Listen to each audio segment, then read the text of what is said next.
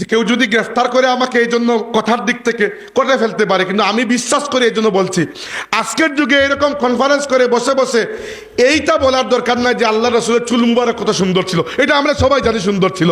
এইটা বলার দরকার যে একজন সামাজিক মানুষ হিসাবে রসুলুল্লাহর আচরণ কেমন ছিল। আমাদের সমাজ নষ্ট হয়ে গেছে, সমাজকে ঠিক করতে হলে আল্লাহর নবীর চরিত্র দিয়ে ঠিক করতে হবে।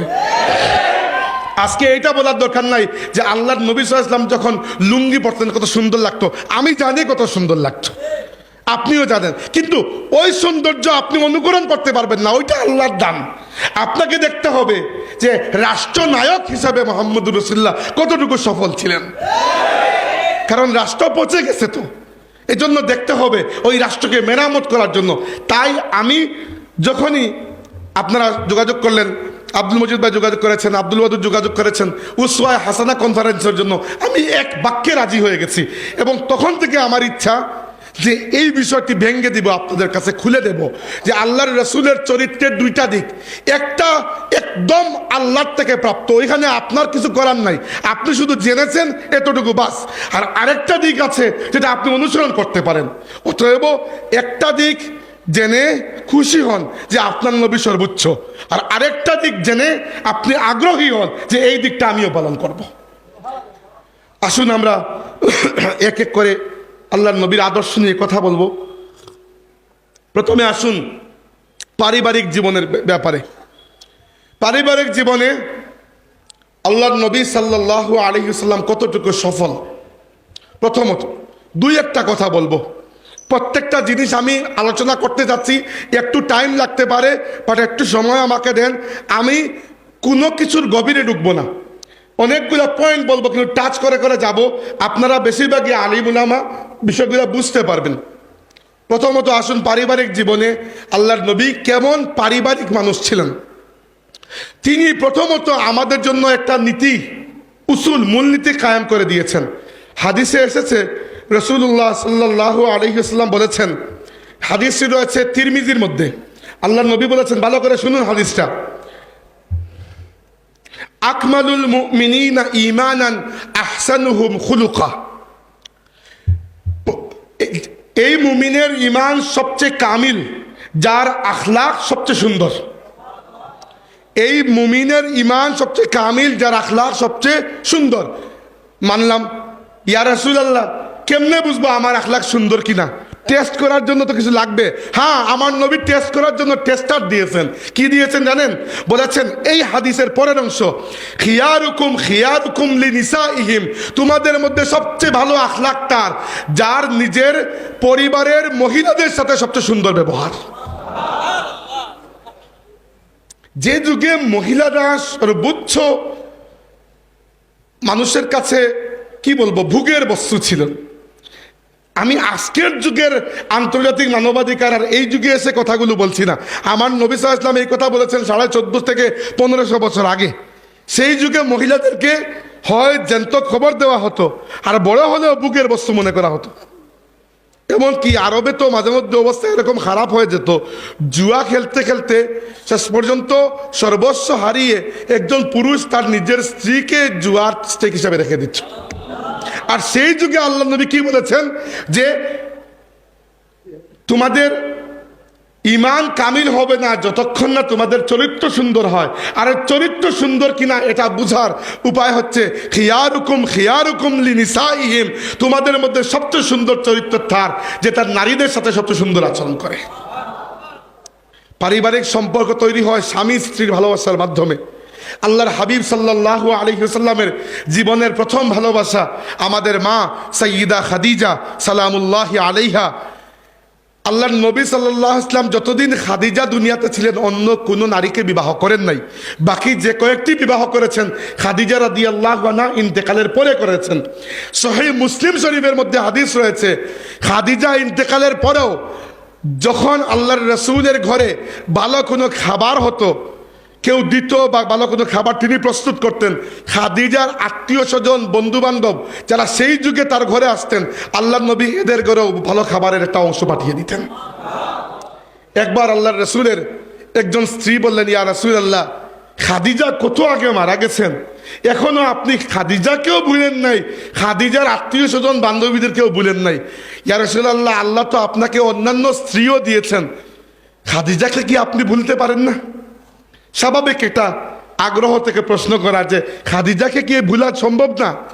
আমরা তো আছি আপনার জীবনে।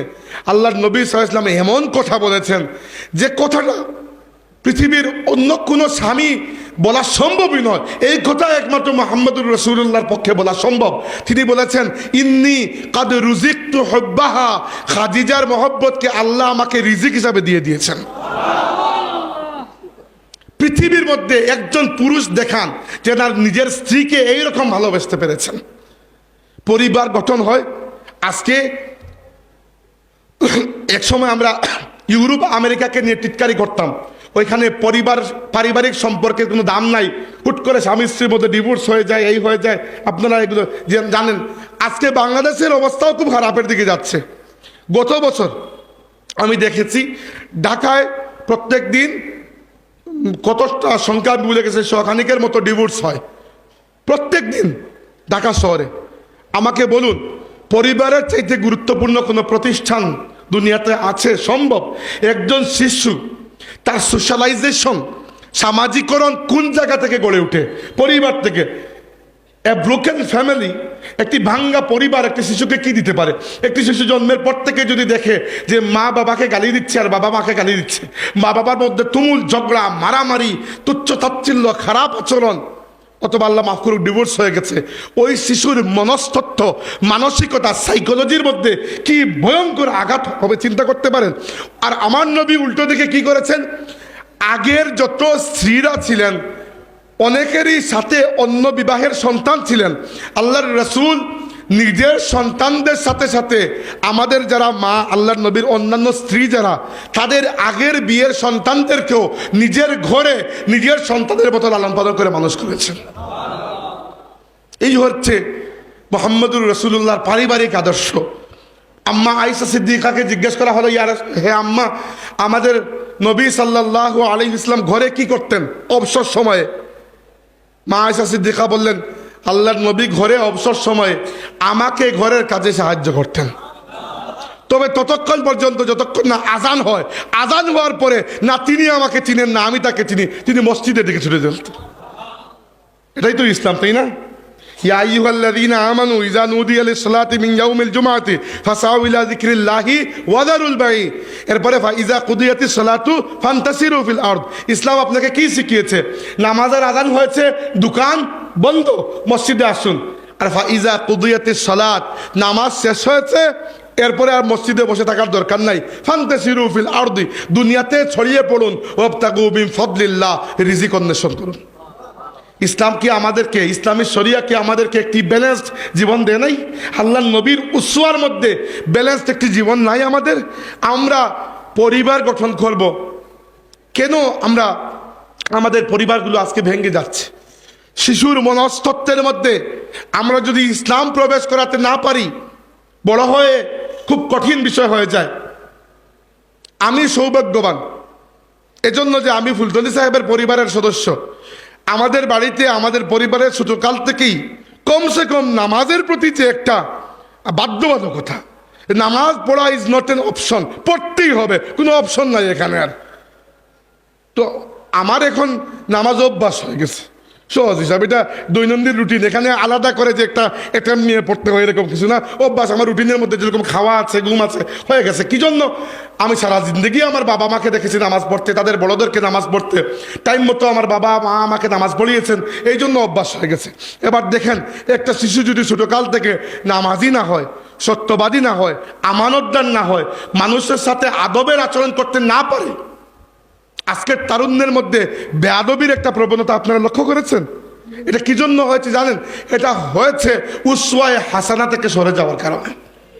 নইলে তো আমরা আহলে তাসাউফ, আমরা তো তাসাউফকে অনুসরণ করি, আর তাসাউফের মূল সারমর্ম হচ্ছে আদব। এটা তো জানেন। সরে যাচ্ছে কি জন্য? কারণ তাসাউফ বলেন, দিন বলেন, শরিয়া বলেন, সব কিছুর নূর যেখান থেকে আমরা নিয়ে আসবো, ওই নূরের চ্যানেলের সাথে আমাদের কানেকশন কমে গেছে, আর কিছু না। অতএব হাজির, পরিবার গঠনে আল্লাহর রাসূলের আদর্শগুলো অনুসরণ করুন। আমার এখানে এতটুকু পর্যন্ত বয়ান করার পরে আপনাদের কাছে অনুরোধ হচ্ছে, নিজের স্ত্রীর প্রতি সদাচরণ করুন। এক, দ্বিতীয়ত হচ্ছে ঘরের মধ্যে একটা সুন্দর পরিবেশ রাখুন, যেন বাচ্চার সাইকোলজি নষ্ট না হয়, বাচ্চার সাইকোলজি ঠিক থাকে। আর নিজের ঘরের মহিলাদের প্রতি সদাচরণ করুন। আমরা সব সময় এই জিনিসটা খেয়াল করি না যে ঘরের মহিলারা ততটুকুই কাজ করেন যতটুকু আমরা করি। হ্যাঁ, কাজের ক্ষেত্র কিন্তু আলাদা, কিন্তু কাজ অতটুকুই করে যতটুকু আমরা করি। কি জন্য আমরা কখনো তাদেরকে অ্যাপ্রিসিয়েট করতে পারি না? চিন্তা করে দেখেন একবার, রাসূলুল্লাহ সাল্লাল্লাহু আলাইহি ওয়াসাল্লাম তার স্ত্রীদেরকে কতটুকু যত্ন করতেন, এবং আল্লাহর রাসূল শুধু যে মহব্বত করতেন তা নয়, সম্মানও করতেন। একবার আয়েশা সিদ্দিকা রাদিয়াল্লাহু আনহা রাগ করে একটু বাসন ভেঙে ফেলেছিলেন। আল্লাহর নবী সাল্লাল্লাহু আলাইহি ওয়াসাল্লাম কিচ্ছু বলেন নাই, শুধু বলেছেন, আয়েশা এই বাসনগুলো তোমার নয়, অন্য আরেকজন দিয়েছে, তাকে তোমার নিজের ভালো বাসন দিয়ে এইটা সাবস্টিটিউট করে দাও। কারণ আল্লাহ রসুল বুঝেছেন মাঝে মধ্যে মানুষ রাগ করতে পারে। তো আমাদের পরিবারগুলো যদি আমরা আল্লাহর রসুলের উসওয়া অনুযায়ী সাজাই, তাহলে আমাদের পরিবারে কি ডিভোর্সের সংখ্যা বাড়বে না কমবে? কমবে ইনশাআল্লাহ। এবার আসুন সমাজ সম্পর্কের দিকে। সমাজে আজকের যুগের সবচেয়ে বড় প্রতিবন্ধকতা হচ্ছে যে আমরা সোশ্যাল মিডিয়া ইউজ করি, কিন্তু পরে দেখা যায় খালি মিডিয়া সোশ্যাল আর হতে পারলাম না আমরা। মানে আমরা শুধু সোশ্যাল মিডিয়া থেকে মিডিয়াটাই নিয়েছি, মিডিয়াটাই ইউজ করি, কিন্তু সামাজিক মানুষ হওয়া কাকে বলে সেটা আস্তে আস্তে আপনিও ভুলে যাচ্ছেন, আমিও ভুলে যাচ্ছি। এই কথাটি আমার থেকে কম বয়সী যারা, আপাতত যারা আন্ডার 32 এখনো পর্যন্ত, তাদেরকে বলছি যে আমাদের থেকে বড় যারা, তারা এমন যুগ পেয়েছেন যে যুগে অ্যান্ড্রয়েড ফোন ছিল না। কিন্তু আমার তো ছোটো যারা, তারা এরকম কোনো যুগ পান নাই যে যুগে অ্যান্ড্রয়েড ছিল না। জন্মের পর থেকে আপনি অ্যান্ড্রয়েড বা আইফোন দেখে আসছেন। এবার এই যে আমাদের অ্যাটেনশন সমাজের মূল ধারা থেকে সরে 24 ঘন্টা মোবাইলের ভেতরে ঢুকে গেছে, এর ফলে কি হয় জানেন? আমরা সমাজকে প্রভাবিত করতে পারি না। আজকের দিনে চিন্তা করে দেখুন, বাংলাদেশের জনপ্রিয় অনেক ওয়াইজ আছেন, বক্তৃতা দিলে মানুষ 15-20 লাখ মানুষ হয়ে যায়। সবাই তো আর আমার মতো ছোটো বক্তা নয়, বড় বক্তাও তো আছে। এবার যে মাসলাকেরই হন না কেন, অনেক বড় আয়োজন তো হয়, কিন্তু এই মানুষগুলো আবার দেখা যাবে জনপ্রিয়তার দিক থেকে ঠিকই জনপ্রিয়, প্রভাবের দিক থেকে প্রভাবশালী নয়। বাংলাদেশে এখনো সেকুলাররা ইসলামপন্থীদের দিক থেকে অনেক বেশি প্রভাবশালী। অর্থাৎ আমি যেটা বুঝাচ্ছি, বাংলাদেশের যে কোনো গুরুত্বপূর্ণ সিদ্ধান্তে আলিম উলামার দাম কিন্তু এখনো খুবই কম না। কিন্তু আমরা মাঠে ঘাটে তো বলি কোরআনের শাসন কায়েম করতে হবে, সুন্নতের শাসন কায়েম করতে হবে, শরিয়া কায়েম করতে হবে, কিন্তু একটা রাষ্ট্রকে প্রভাব বিস্তার করতে হলে প্রথমে সমাজের মধ্যে প্রভাব বিস্তার করতে হয়। আপনি দেখেন আমাদের এখানে অনেক ইমাম আছেন, রাগ করবেন না আমার কথায়, আমি একটা ফ্যাক্ট বলছি। আমি সবাই না, অনেক ইমামকে দেখেছি যিনি শুধুমাত্র 5 ওয়াক্তের নামাজ পড়ান আর বাকি দিন কিছুই করেন না। এবার বাকি দিন যদি আপনি কিছুই না করেন, তাহলে কি হবে? সমাজ থেকে বিচ্ছিন্ন থাকতে থাকতে সমাজে আপনার গুরুত্ব, আপনার প্রভাব কমে যাবে। যদি আপনি কিছু সামাজিক সংগঠনের সাথে জড়িত থাকতেন, যদি কিছু ধর্মীয় সংগঠনের সাথে জড়িত থাকতেন, যদি আপনি সমাজের বিচার আদালতে শরিক হতেন, তাহলে কি হতো? সমাজে আপনার প্রভাব আস্তে আস্তে বৃদ্ধি পেত। আল্লাহর রসুল সাল্লাল্লাহু আলাইহি ওয়াসাল্লামের দিকে চিন্তা করে দেখুন একবার, আল্লাহ কেন তাকে নবী হিসাবে বেছে নিয়েছেন? আল্লাহ কেন তাকে আরবের মক্কার নগরীতে কুরাইশ বংশে বনু হাসিম গোত্রে পাঠিয়েছেন? এর কারণ হচ্ছে পুরো দুনিয়ার মধ্যে সর্বশ্রেষ্ঠ জায়গা হচ্ছে হিজাজের ভূমি, আরবের হিজাজের ভূমি। এই ভূমির মধ্যে সর্বশ্রেষ্ঠ বংশ হচ্ছে কুরাইশ বংশ। এই বংশের মধ্যে সর্বশ্রেষ্ঠ গোত্র বা গোষ্ঠী হচ্ছে বনু হাসিম গোত্র। আল্লাহর নবীকে সবচেয়ে বড় বংশ এবং সবচেয়ে শক্তিশালী গোষ্ঠীতে পাঠানোর অর্থ হচ্ছে আপনার আশেপাশের মধ্যে যদি আপনি প্রভাব বিস্তার করতে পারেন, সেটা ইসলামী দাওয়াতের ক্ষেত্রেও কাজে লাগবে। আল্লাহর নবী সাল্লাল্লাহু আলাইহি ওয়াসাল্লাম ইসলামের দাওয়াত শুরু করার আগেই সমাজে নিজের এইরকম একটি জায়গা বানিয়েছেন যে ইসলাম আসার আগেই মক্কার কুরাইশরা আমাদের নবীকে আস-সাদিকুল আমিন উপাধি দিয়ে দিয়েছে। শুধু তাই নয়, আমাদের নবী সাল্লাল্লাহু আলাইহি ওয়াসাল্লাম যখন দেখলেন প্রথমবার জিব্রাইলের সাথে সাক্ষাৎ হলো, ওহী নাজিল হলো, কিছুটা ভয় পেয়ে গেছেন। এরকম অভিজ্ঞতা জীবনে আর কখনো হয় নাই, প্রথমবার। আমাদের মা খাদিজার কাছে দৌড়ে এসেছেন, এসে বলেছেন ইন্নী খাশিতু আলা নাফসি, আমি আমার নিজের প্রাণের ব্যাপারে একটু ভয় করছি। যখন একটু শান্ত হয়েছেন, খাদিজা জিজ্ঞেস করছেন কি হয়েছে আপনার? আল্লাহর নবী খুলে বলেছেন যে আমি হেরা গুহায় ছিলাম, আমার কাছে কে একজন আসলেন, এসে বললেন ইকরা বিসমি রাব্বিকাল্লাযী খালাক। এইটা আমার সাথে প্রথমবার, এর আগে কখনো হয় নাই। খাদিজা তখনও বুঝতে পারেন না কি হচ্ছে, কিন্তু খাদিজা আল্লাহর নবীকে মূল্যায়ন করেছেন সমাজে আমাদের নবীর কি অবস্থান ছিল সেই অবস্থানের উপর ভিত্তি করে। সহিহ বুখারী শরীফের হাদিস, খাদিজা বলেছেন ওয়াল্লাহি লা ইউখজিকাল্লাহু আবাদা, হে আমার স্বামী, আর যা কিছু হয়ে থাকুক আমি আল্লাহর উপর ভরসা করে বলতে পারি, আল্লাহর কসম করে বলতে পারি, আপনার যে গুণ আছে সামাজিকভাবে, সেই গুণের কারণে আল্লাহ কখনো আপনাকে সমাজে বেইজ্জত করবেন না। আমাদের আলিম উলামাদেরকে আজকে এই গুণ অর্জন করতে হবে। সমাজে যদি প্রভাব বিস্তার করতে হয়, খামোখা একদিন হুট করে উঠে কিছু একটা বিশাল বড় মাহফিলের আয়োজন করে দিলেন, সেই মাহফিলে মানুষ 2 লাখ চলে আসলো, আপনি বললেন ঠিক কি না, মানুষ বললো ঠিক, তো কি হলো? এরপরে তো যে যার জায়গায় পান খেয়ে চলে গেল, লাভ কি হলো? আজ পর্যন্ত কেন আমরা মুসলমানরা দাড়ি টুপিওয়ালারা, যে মাসলাকির হোক, মাসলাকি দ্বন্দ্বে আপাতত পড়তে যাচ্ছি না, যে মাসলাকিরই হোক, যে মাযহাবেরই হোক, বাংলাদেশে সহিহ আকীদার মুসলমান যারা, আজ পর্যন্ত এরা কেউই বাংলাদেশের রাষ্ট্র ক্ষমতায় কোনো সুবিধা লাভ করতে পারে না। কি জন্য? আপনারা বলবেন যে ঐক্য নাই, ঐক্য নাই, ঐক্য দরকার নাই, ঐক্য ছাড়াও হবে, কিন্তু সমস্যা হচ্ছে আমরা জনপ্রিয়তা আর প্রভাব এই দুইটার মধ্যে পার্থক্য করতে পারি না। আলিম উলামার জনপ্রিয়তা আছে, মানুষ মিছিল দেয়, কিন্তু রাজনীতিতে প্রভাব বিস্তার করতে পারেন না। প্রভাব বিস্তার করে ওই ঢাকাতে যে 2-4টা বড় বড় গুফওয়ালা লোক বসে থাকে না, বুদ্ধিজীবী, সুন্দর বুদ্ধিজীবীরা, কি জন্য? কারণ তারা আসল জায়গায় কাজ করে, আমরা খালি মাঠে চিৎকার করি। That's the problem. আল্লাহর নবী সাল্লাল্লাহু আলাইহি ওয়াসাল্লামের পুরো জীবনের দিকে চিন্তা করে দেখেন, রাজনীতি তিনি কিভাবে করেছেন। আসুন রাজনীতিতে, দুনিয়ার শ্রেষ্ঠ রাজনৈতিক কিছু পদক্ষেপ আমার নবী গ্রহণ করেছেন। আজকে আমাদের ইসলামী আন্দোলনের কাফেলা, আমরা উদাহরণস্বরূপ ফুলতলি সাহেব কিবলা রহমতুল্লাহি আলাইহি আমাদের জন্য ইসলামী আন্দোলনের একটা পথ রেখে গেছেন, একটা সিলেবাস। ইসলামী আন্দোলন মানে কি? ইসলামী আন্দোলন মানে এই আন্দোলন, যে আন্দোলন বাংলাদেশের বা যে দেশেই হয় সে দেশের সমাজ এবং রাষ্ট্রে ইসলাম প্রতিষ্ঠা করতে চায়। এটাই তো ইসলামী আন্দোলনের উদ্দেশ্য। ইসলামী আন্দোলনের উদ্দেশ্য নয় তো শুধু কনফারেন্স করা আর ওয়াজ মাহফিল করা। ইসলামী আন্দোলনের উদ্দেশ্য হচ্ছে সমাজ এবং রাষ্ট্রের জন্য ইসলাম কায়েম হয়, প্রতিষ্ঠা হয়। এবার আমাকে বলুন, আমরা এবং কোন পদক্ষেপ নিতে পেরেছি যে পদক্ষেপের ফলে বাংলাদেশে ইসলাম প্রতিষ্ঠা হবে? আমি তো দেখতে পাচ্ছি না। এবং আপনি আমার প্রতি বিশ্বাস করতে হবে এই জন্য যে আমার পিএইচডি গবেষণার বিষয় হচ্ছে বাংলাদেশের ইসলামী রাজনীতি। বুঝতে পারছেন?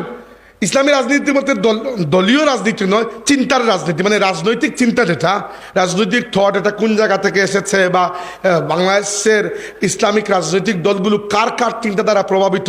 কেউ হয়তো শাহ ওলিউল্লাহর দ্বারা প্রভাবিত, কেউ সৈয়দ আহমদ বেল্লবীর দ্বারা প্রভাবিত, কেউ অন্য কারো দ্বারা প্রভাবিত, কেউ দেওবন্দের দ্বারা প্রভাবিত, এরকম বিভিন্ন দল আছে। আমার আসল বিষয়টা হচ্ছে চিন্তাগত, মানে রাজনীতি যেটা, সেটা। তো যাই হোক, আমি আপনাকে আমার নবীর রাজনৈতিক আদর্শ জানাতে যাচ্ছি। রাসূলুল্লাহ সাল্লাল্লাহু আলাইহি ওয়াসাল্লাম মক্কার জমিনে ইসলামের দাওয়াত দিয়েছেন 13 বছর। কয় বছর? 13 বছর। মক্কায় প্রায় 10-15 হাজার মানুষ ছিল। আমাকে বলুন, আমার নবীর চাইতে ইসলামের ভালো দায়ী আর কি হওয়া সম্ভব?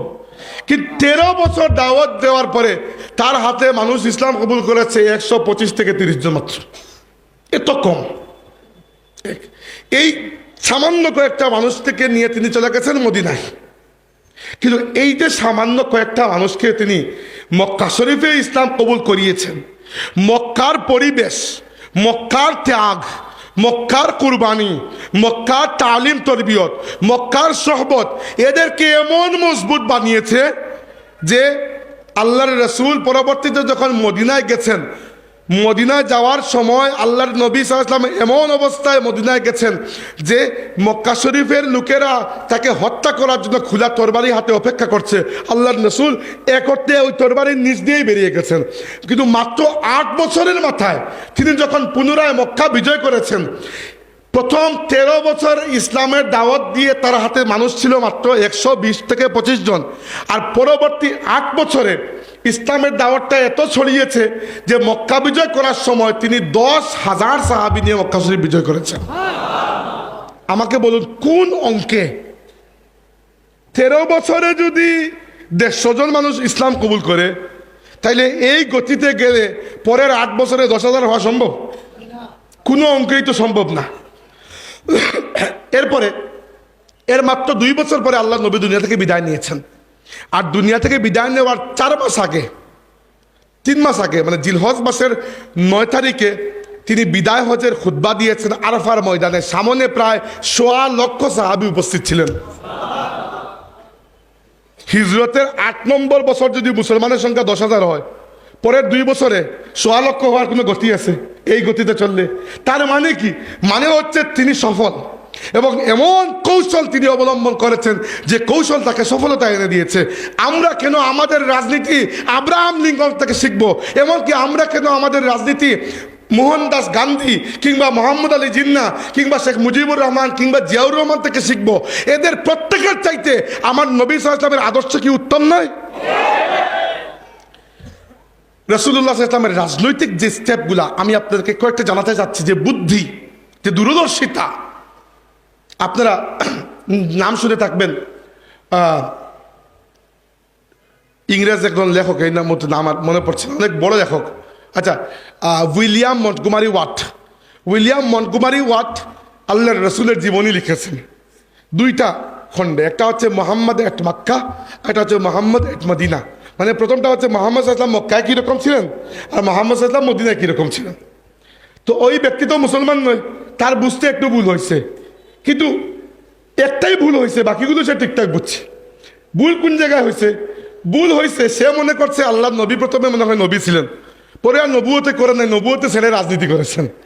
আসলে তো বিষয়টা এরকম নয়। এজন্য তার বই পড়লে আপনারা দেখবেন, মোহাম্মদ এট মক্কা যে বই, ওই বইতে সে লেখেছে যে মোহাম্মদ সাল্লাল্লাহু আলাইহি ওয়াসাল্লাম এদিকে যান, মানুষটাকে গালিগালাজ করে, ওইদিকে যান, মানুষটাকে মানে টর্চার করে, নির্যাতন করে, মানে মক্কায় যেরকম অবস্থা ছিল। আর পরের বই যেটা মোহাম্মদ মদিনা যে বই, ওই বইতে ইংলিশ ভাষায় এমন কোনো প্রশংসাসূচক বাক্য বাকি থাকে নাই যেটা সে আল্লাহর নবীর সাথে ব্যবহার করে নাই। কিন্তু সে যেটা বুঝতে ভুল করছে যে আল্লাহ নবীর জীবন এরকম নয় যে মক্কায় তিনি নবী আর মদিনায় গিয়ে নবুয়ত ছেড়ে তিনি রাজনীতিবিদ হয়ে গেছেন। না, আল্লাহ তাকে একটা মিশন দিয়ে পাঠিয়েছিলেন। হুয়াল্লাযী আরসালা রাসূলাহু বিল হুদা ওয়া দীনিল হাক্কি লিইয়ুযহিরাহু আলা দ্বীনি কুল্লিহি। আল্লাহ তার রাসূলকে দুনিয়াতে দিয়েছেন এই জন্য যেন রাসূল ইসলামকে দুনিয়াতে বিজয়ী করেন, ইসলামকে দুনিয়াতে বিজয়ী করেন। এবং আমাদের নবী সাল্লাল্লাহু আলাইহি ওয়াসাল্লাম 23 বছরের দাওয়াতি জীবনে কি পরিমাণ সফলতা অর্জন করেছেন, যে পৃথিবীর শ্রেষ্ঠ লেখকদের মধ্যে একজন মাইকেল এইচ হার্ট 1980 না 81 সালে পৃথিবীর ইতিহাসের গুরুত্বপূর্ণ একটা বই লিখেছেন। বইয়ের নাম ছিল দি 100। অর্থাৎ তিনি 100 জন মানুষের তালিকা করেছেন যারা পৃথিবীর ইতিহাসে সবচেয়ে সফল মানুষ ছিলেন। এবং এই 100 জনের তালিকা করার পরে তিনি যখন গ্রেড করেছেন, গ্রেড 1-এ নাম্বার 1-এ তিনি যে নাম রেখেছেন সেই নাম হচ্ছে আমাদের নবী সাইয়্যিদুনা মুহাম্মদুর রাসূলুল্লাহ সাল্লাল্লাহু আলাইহি ওয়াসাল্লামের নাম মুবারক। এবং তিনি বলেছেন যে আমাকে যদি ব্যাখ্যা দিতে হয় আমার এই সিলেকশনের কারণে, তাহলে আমি এই ব্যাখ্যা দিব যে মানব ইতিহাসে অন্য কাউকেই আমি পাই নাই যিনি দ্বীনি এবং দুনিয়াবি উভয় ক্ষেত্রে এইরকম সফলতা অর্জন করেছিলেন। কিভাবে? আল্লাহ নবী সাল্লাল্লাহু আলাইহি ওয়াসাল্লাম মদিনায় গেলেন। মদিনায় যাওয়ার পরে তিনি গুরুত্বপূর্ণ 3টা কাজ করলেন, অতি গুরুত্বপূর্ণ। রাজনীতি যারা করবেন আমার নবীর কাছ থেকে রাজনীতি শিখে রাখুন। যারা সত্যিকার অর্থে চান যে বাংলাদেশে আল্লাহর দিন বিজয় হোক, আমরা চাই কি না? আমরা চাই কি না আল্লাহর রসুলের সুন্নত সিরাত অনুযায়ী এমন মানুষ আমাদেরকে শাসন করুক যারা রসুলুল্লাহর অনুসারী? আমরা চাই কি না? চাই। আমরা চাই আল্লাহর কিতাব এবং আল্লাহর নবীর সুন্নত অনুযায়ী এই দেশে বিচার কার্য হোক, আইন প্রণয়ন হোক, শাসন ব্যবস্থা কায়েম হোক। কিন্তু চাওয়া এবং পাওয়ার মধ্যে বিস্তর পার্থক্য আছে। আর ওই পার্থক্য যদি আমরা লাফ দিয়ে পার করতে হয়, আল্লাহর রসুলের উসওয়ায়ে হাসানা ছাড়া অন্য কোনো পদ্ধতিতে হবে না। যাওয়ার পরে প্রথমে তিনি যে কাজটি করেছেন, তিনি ইসলামের ঘর বানিয়েছেন, মসজিদে নববী। মসজিদে নববী হচ্ছে ইসলামের ঘর। অর্থাৎ মক্কা শরীফে মুসলমানদের বসার জন্য একটা ভালো জায়গা ছিল না। না কোনো অফিস, না কোনো দরসের খানেকা, না কোনো মাদ্রাসা, কিচ্ছু নাই। কাবা শরীফের সামনেও যখন নামাজ পড়তে হতো তখনও 360টা মূর্তিকে পার করেই নামাজ পড়তে হতো। আল্লাহর রসুল মদিনায় গিয়ে সর্বপ্রথম যে কাজটা তিনি করেছেন সেটা হচ্ছে তিনি আল্লাহর ঘর তৈরি করেছেন, ইসলামের ঘর তৈরি করেছেন। এইখানে আমাদের জন্য শিক্ষার বিষয় আছে যে আমরা রাজনীতিতে যাওয়ার পরে যাই তো ইসলামের ব্যানার নিয়ে, কিন্তু অনেক সময় যাওয়ার পরে, ক্ষমতা যাওয়ার পরে ইসলাম আর মনে থাকে না। বাংলাদেশে অনেক রাজনৈতিক দল আছে যারা শুধুমাত্র ইসলামকে রাজনৈতিক ব্যানার হিসাবে ব্যবহার করে। আছে কিনা না আমরা নিচ্ছি না, কিন্তু এদের রাজনীতি বা প্রতিপক্ষের প্রতি প্রতিহিংসা যেটা দেখলে বোঝা যায় না এরা ইসলামী রাজনীতিবিদ। দেখলে মনে হয় ওই বাকি দলগুলোর মধ্যে একটাই আর কি, নাম খালি ইসলামী। এইরকম হওয়া যাবে না। দিনকে কোনোভাবেই সেকেন্ড অপশন বানানো যাবে না। আল্লাহ নবী মদিনায় যাওয়ার পরে নিজের ঘর তৈরি করার আগে আল্লাহ ঘর তৈরি করেছেন। 2 নাম্বার, আল্লাহর রসুলের অসাধারণ মেধা, অসাধারণ বুদ্ধি। তিনি চিন্তা করেছেন মানুষ আগে ছিল এক কিসিমের, এখন হয়ে গেছে 2 কিসিমের। আগে ছিল শুধু মক্কাবাসী, এখন হয়ে গেছে মাক্কি এবং মাদানী। মাক্কিদেরকে বলা হয় মুহাজির, যারা মক্কা থেকে হিজরত করে এসেছেন, আর মাদানীদেরকে বলা হয় আনসার। এদের মধ্যে তো একটা দ্বন্দ্ব লাগা স্বাভাবিক, স্বাভাবিক না? মানুষ হিসাবে রাসূলুল্লাহ সাল্লাল্লাহু আলাইহি ওয়াসাল্লাম এদের মধ্যে যে পরিচয় মুহাজির আনসার, এটা ভাঙেন নাই, দরকার নাই, এটা থাকুক। এর উপরে মুহাজির, আনসার, মাক্কি, মাদানী, কুরাইশি নয়, এই সব কিছু ছিল। আল্লাহ নবী একটা পরিচয় কেউ ভাঙেন নাই, কিন্তু এর উপরে প্রত্যেককে একে অন্যের সাথে মুআখা অর্থাৎ ভ্রাতৃত্ব বন্ধনে আবদ্ধ করে দিয়েছেন। ইসলামে মুআখা বলে একটা জিনিস আছে, প্রত্যেক মুসলমান একে অন্যের ভাই ভাই। আল্লাহর নবী বলেছেন একজন আনসার একজন মুহাজিরের দায়িত্ব নেবে। এইভাবে রাসূলুল্লাহ সাল্লাল্লাহু আলাইহি ওয়াসাল্লাম ওই মুহাজির আনসারের মধ্যে একটা দ্বন্দ্ব ভবিষ্যতে লাগার যদি কোনো সম্ভাবনাও থাকতো, আল্লাহর নবী সেই সম্ভাবনাকে রদ করে এদেরকে ভাই ভাই বানিয়ে দিয়েছেন। আজকে আমরা চিন্তা করুন, আমরা খালি ঐক্য বলি, ঐক্যের জন্য একটা টার্গেট লাগে। ঐক্য করে করবেন কি আপনি, তাই না? ঐক্য করলেন, করে কোনো কাজ নাই, এই ঐক্য দিয়ে করবেনটা কি আপনি? এর চাইতে নিজের জায়গায় সুন্দর মতো কাজ করুন, দরকার নাই। ঐক্য তখন যদি ইসলাম বিরোধী বাতিল কোনো শক্তি, ইসলাম বিরোধী কোনো শক্তির মোকাবেলা করতে হয়। বাংলাদেশের মুসলমানরা আগেও হাতে হাত মিলিয়ে দেখিয়েছে, ভবিষ্যতেও হাতে হাত মিলিয়ে দেখাবে ইনশাল্লাহ। আপনাদের মনে নাই তসলিমা নাসরিনের বিরোধী আন্দোলনের সময় আল্লামা ফুলতলি সাহেব কিবলা রহমতুল্লাহের নেতৃত্বে সিলেটের প্রত্যেক মাসলাকের আলিম একত্রিত হয়েছিল, মনে নাই? শাহজালাল বিশ্ববিদ্যালয়ের ওই যে একটা হল বিরোধী আন্দোলনের সময় ফুলতলি সাহেবের নেতৃত্বে সবাই এক হয়েছিল, মনে নাই? তো আন্দাজি খালি দোষ দেবেন না আর হাহাকার করবেন না যে আলিমদের মধ্যে ঐক্য নাই। ঐক্য আছে, তো ঐক্য করে কি করবেন? ঐক্য করে গিয়ে পেঁয়াজে খাইতে যাবেন? ইস্যু থাকলে ঐক্য হবে, নাইলে নিজের জায়গায় কাজ করে যান। খামোখা একসাথে বসে তো মারামারির দরকার নাই। কিন্তু যেটা সমস্যা, আসল সমস্যা ছেড়ে আমরা খালি ঐক্যের উপর দোষ দিই। আসল সমস্যা হচ্ছে আমাদের সামনে টার্গেট নাই, আমরা টার্গেট ফিক্স করতে পারি না কি হবে, সামনে কি করব আমরা। বাংলাদেশে আমি যদি ইন্টারভিউ নেই যতটা ইসলামী দল আছে সব দলের সভাপতিদেরকে, যে আগামী 10 বছরে আপনাদের প্ল্যান কি বলুন, আমি নিশ্চিত 2-3 জন ছাড়া বাকি বেশিরভাগই বলতে পারবেন না যে আসলে কোনো প্ল্যান নাই, এমনি আল্লাহ চালাইতেছেন, চলতেছেন। এইভাবে করে তো ইসলাম কায়েম হবে না। একটা পদক্ষেপ নিতে হবে যে আমরা আগামী 10 বছর রাজনীতির দিকে ফোকাস না করে সমাজের দিকে ফোকাস করব। এরপরের 3 বছর রাজনীতির দিকে ফোকাস করব ইত্যাদি।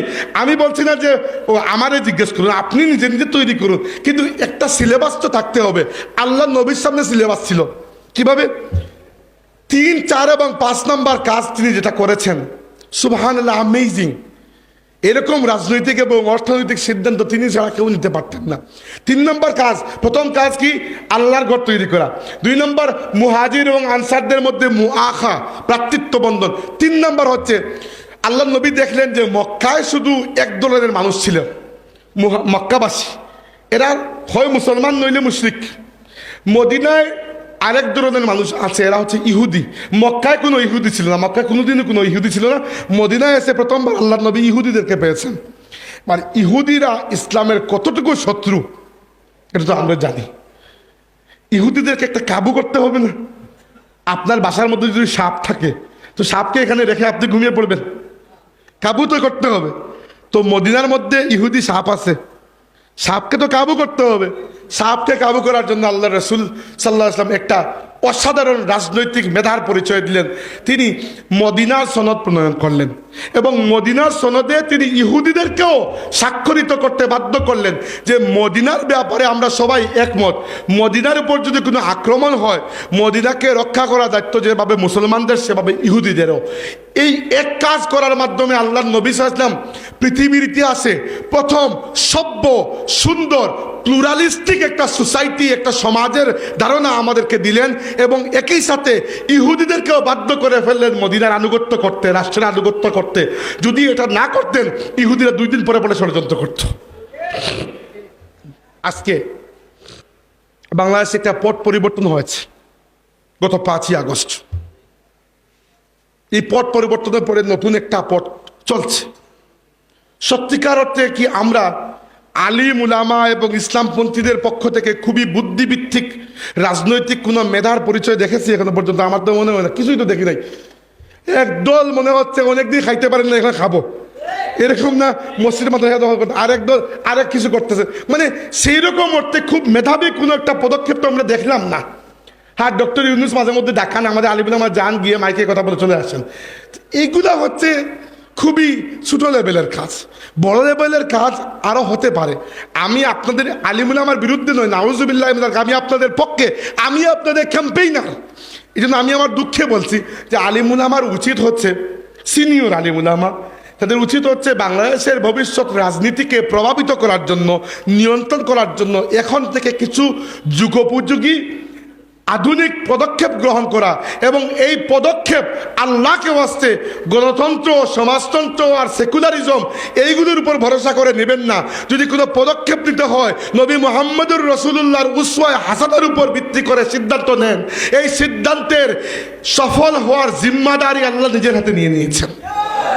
আল্লাহ হুজুরকে অথবা স্যারকে, ছাত্রকে অথবা শিক্ষককে, বাঙালিকে অথবা পাকিস্তানিকে, পুরুষকে অথবা নারীকে, কাউকে সাহায্য করার ওয়াদা করেন নাই। আল্লাহ শুধু ইসলামকে সাহায্য করার ওয়াদা করেছেন। আপনি ইসলামের ছায়াতলে চলে আসুন, অটোমেটিক আপনি আল্লাহ সাহায্য পেয়ে যাবেন।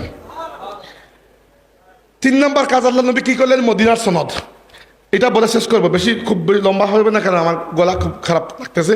আরও 10 মিনিট, আমার 1 ঘন্টা শেষ হয়ে যাবে এর মধ্যে। তো 3 নম্বর কাজ মদিনার সনদ। 4 নম্বর কাজ আমার নবী যেটা করেছেন সেটা হচ্ছে, তিনি দেখলেন যে মক্কাবাসীর এত পাওয়ার কেন।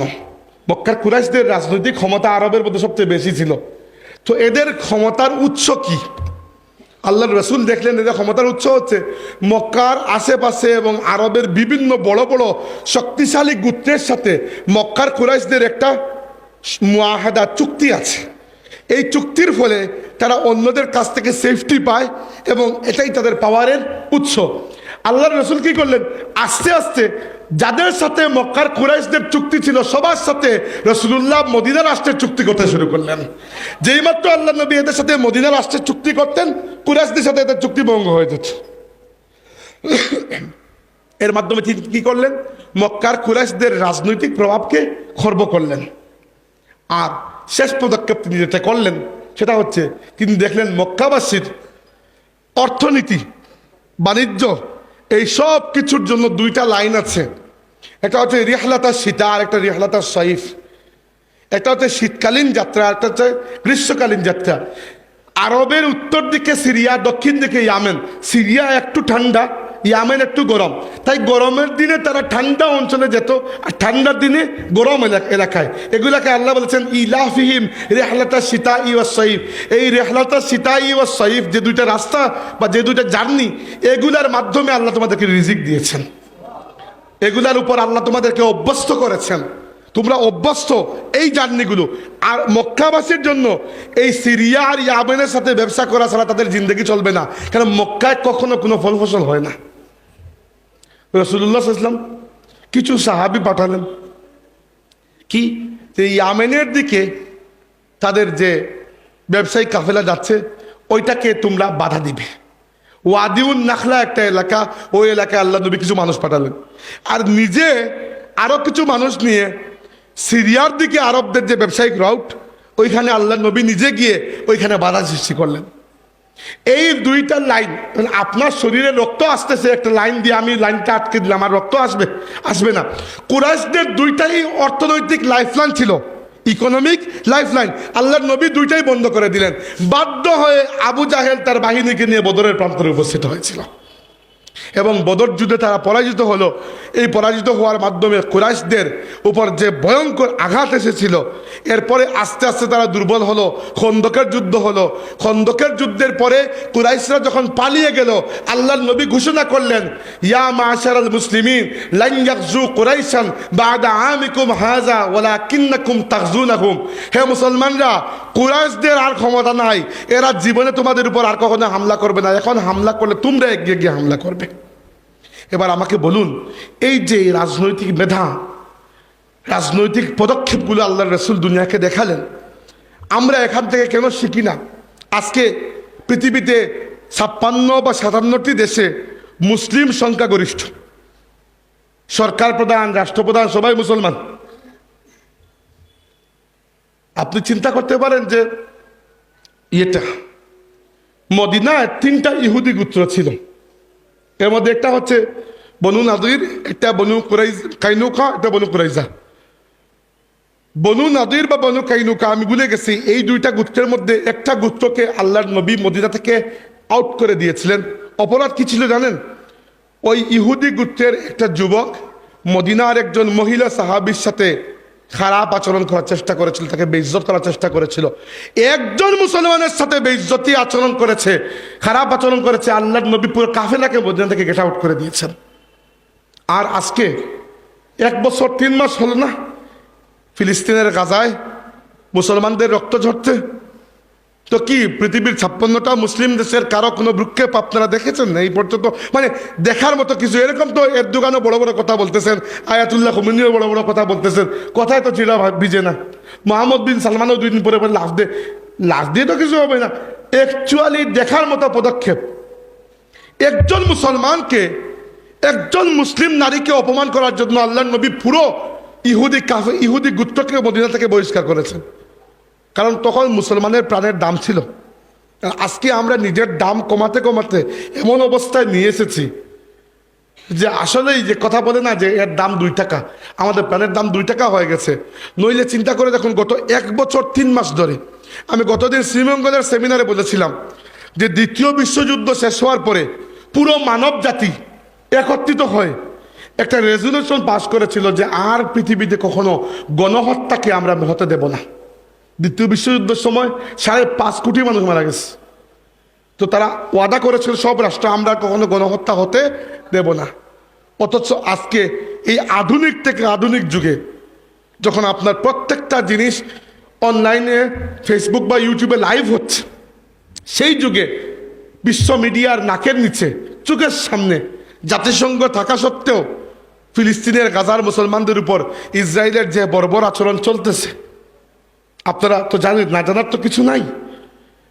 এরও আগে আপনারা দেখেছেন যে রোহিঙ্গা মুসলমানদের সাথে মায়ানমারের যে বর্বরতা, এর কোনো বিচার হয়েছে?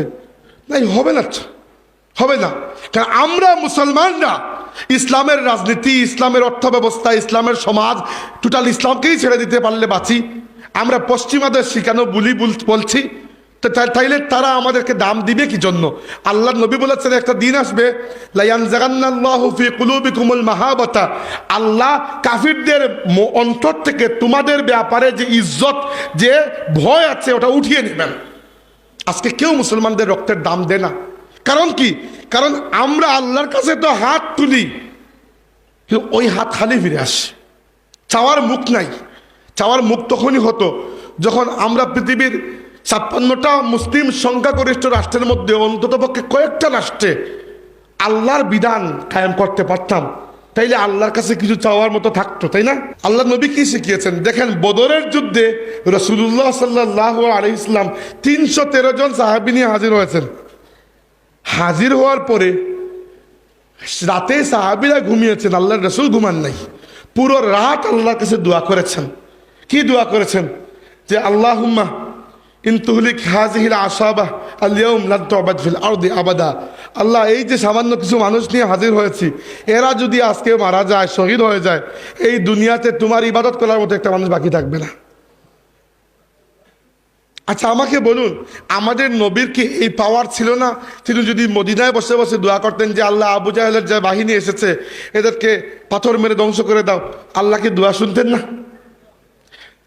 তিনি মদিনায় বসে থাকেন নাই, মদিনা থেকে প্রায় 80 কিলোমিটার দূরে বদরে এসেছেন, রাতে তাঁবু গেড়েছেন, সাহাবীদেরকে সারিবদ্ধ করে যুদ্ধের জন্য দাঁড় করিয়েছেন, প্রস্তুত করেছেন, তীর ধনুক ফিট করেছেন।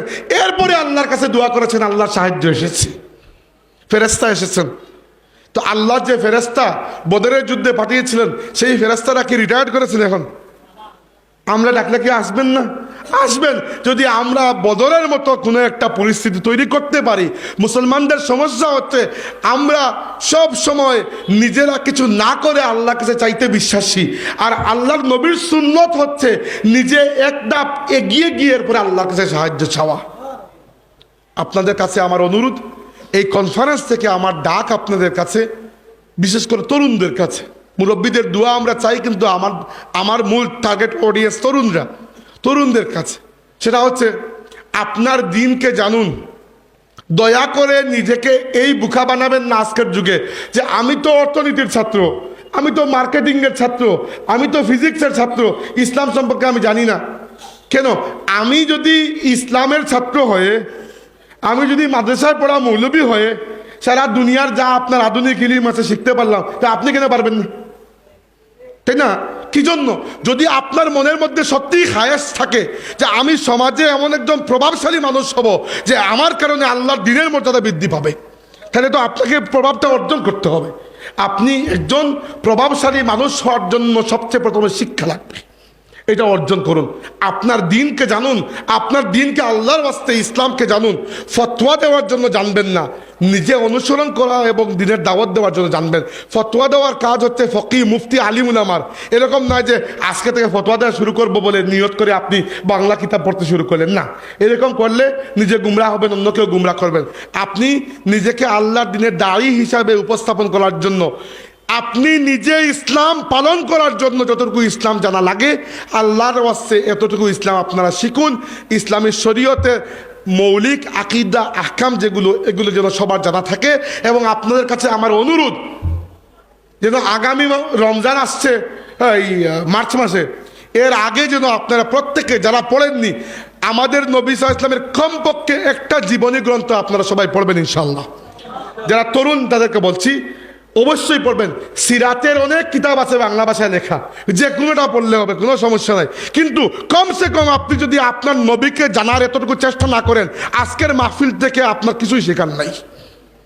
দুই নম্বর হচ্ছে আপনার যে বন্ধু সার্কেল, ছোট ছোট সার্কেল যেগুলা, সেই সার্কেলগুলোতে ইসলাম নিয়ে স্বপ্ন দেখুন, ইসলাম নিয়ে কথা বলুন, যে আল্লাহর দিনকে এই জমিনে কিভাবে এগিয়ে নেওয়া যায়, আমাদের পূর্বসূরীরা কিভাবে নিয়েছেন।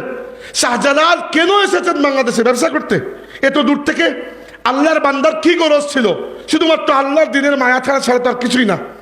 ফুলতলি সাহেবকে রহমতুল্লাহি আলাইহি সারা জীবন কি করেছেন? কেন দারুল কিরাতের একটা বিশাল খিদমত তিনি সাজিয়ে গেছেন, এই মাথা ব্যথা উপরে না নিলেও তো হতো। তার কুরআন শরীফ তো শুদ্ধ হয়ে গিয়েছিল, তিনি কেন বাকি খামাখা চেষ্টা করলেন? সাইয়্যিদ আহমদ বেরলভী কেন বালাকোটের ময়দানে শহীদ হলেন? আল্লাহর দিনের জন্যই তো, বাহাদুর নাম লাগানোর জন্য তো নয়। তো এজন্য আপনার বন্ধু মহলে, আপনার ভাই মহলে দিনই আলোচনা করুন। আপনি বড় হয়ে ইসলামী অর্থনীতিতে কিভাবে অবদান রাখতে পারেন, ইসলামী রাজনীতিতে কিভাবে অবদান রাখতে পারেন। কেন আপনি রাজনীতি করবেন না? প্রত্যেককে ইসলামী আন্দোলনের সাথে যুক্ত হতে হবে। তালামিজ বলুন, আল ইসলাম বলুন, অথবা অন্য কোনো মানে আপনার উসওয়ায়ে হাসানা বা আসহাবে বদরিন, এই যে সামাজিক সংঘগুলো আছে, যে কোনো একটা সংঘের সাথে যুক্ত হন। লেখা শিখুন, বক্তৃতা করা শিখুন, এগুলো কাজে লাগে। আমি ক্লাস 3-তে পড়ার সময় প্রথম বক্তৃতা দিয়েছিলাম, মুখস্থ করে দিয়েছি, তাও ইংরেজি বক্তৃতা। কি দিয়েছি কিছুই বুঝি নাই, কিন্তু দিয়েছি। এই যে সাহস হয়েছে, এখন তো আর বেকার বেকার করেই দিন যায় আমার, এটাই পেশা হয়ে গেছে। কি জন্য বলছি? প্র্যাকটিস করুন। আপনি সমাজের মধ্যে একজন গুরুত্বপূর্ণ মানুষ হলে সমাজকে আপনি নাড়াতে পারবেন। ঢেউ সাগরের মধ্যে জাহাজকে নাড়াতে পারে, সাগরের উপরের ফেনা দিয়ে তো কোনো কাজ হবে না। আপনি ফেনা হবেন না, আপনাকে ঢেউ হতে হবে। এই জন্য ইসলামকে জানুন, প্রয়োজনীয় শিক্ষা অর্জন করুন, রাজনীতি করুন, আল্লাহর নবীর রাজনীতি, অর্থ ব্যবস্থার স্বপ্ন দেখুন, গড়ে তুলুন একটা সুদবিহীন, ভোক্তা বান্ধব, স্বচ্ছ অর্থ ব্যবস্থা কি আমাদের স্বপ্ন নয়? আমরা কি সুদী অর্থনীতির মধ্যে সারা জীবন থাকবো নাকি? না, এই দেশে এত ওয়াজ মাহফিল, এত আলিম উলামা, কি লাভ হবে যদি বাংলাদেশে আমরা একটা সুদমুক্ত ইসলামী অর্থনীতি প্রদান করতে না পারি? কমসে কম এই অর্থনীতি নিয়ে পড়ুন, বিকল্প চিন্তা করুন। পৃথিবীতে ইউরোপ আমেরিকার মুসলমানরা সুদমুক্ত অর্থনীতির জন্য ইদানিং পদক্ষেপ নিচ্ছেন। মালয়েশিয়ায়, সৌদি আরবে, পাকিস্তানে। বাংলাদেশে কেন আমরা পারবো না? বাংলাদেশে কি আলিমুল আমার অভাব আছে নাকি? ইসলামী সমাজ কিভাবে হবে? আপনি ইসলামী সমাজের সারথি হবেন, আপনার পরিবার ইসলামী হবে। এটাই উসওয়ায়ে হাসানা। আল্লাহর নবী সাল্লাল্লাহু আলাইহি ওয়াসাল্লাম সবচেয়ে সুন্দর মানুষ ছিলেন, সন্দেহ নাই, কিন্তু ওইটা তো আমি অনুসরণ করতে পারবো না। অনুসরণ করতে পারবো তিনি সবচেয়ে সুন্দর পারিবারিক মানুষ ছিলেন, সামাজিক ছিলেন, অর্থনীতিবিদ ছিলেন, রাজনীতিবিদ ছিলেন। দুনিয়ার এমন কোনো গুণ নাই যে গুণ আমার নবীর মধ্যে ছিল না। দুনিয়ার প্রত্যেকটি গুণের ক্ষেত্রে, দুনিয়ার প্রত্যেকটি মানবিক বৈশিষ্ট্যের ক্ষেত্রে মুহাম্মদুর রাসূলুল্লাহ উসওয়ায়ে হাসানা ছিলেন। আর এই উসওয়ায়ে হাসানাকে আমাদেরকে অনুসরণ করতে হবে। যা বললাম, আল্লাহ যেন এর উপর আমাদের সবাইকে আমল করার তৌফিক দান। আমরা বলি আমিন। আকুলু মা তাসমাউন ওয়া আস্তাগফিরুল্লাহ লি ওয়া লাকুম ওয়া লিসাইরিল মুসলিমিন ফাস্তাগফিরুহু ইন্নাহু তাআলা হুয়াল গফুরুর রহিম।